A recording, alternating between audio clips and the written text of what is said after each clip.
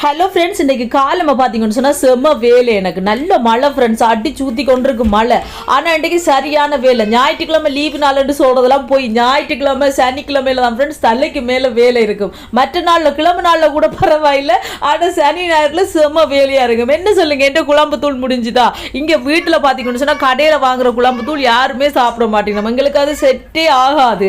அதெல்லாம் 2-3 நாளாக நான் அரைச்ச கறியே வச்சு கொண்டிருக்கிறேன். அதோட பார்த்தீங்கன்னு சொன்னால் என்னோட அப்பா நேற்று எனக்கு சரவணா ஸ்டோர்ல மிளகா மல்லி எல்லாம் வாங்கி கொண்டு வந்து தந்துட்டாரா.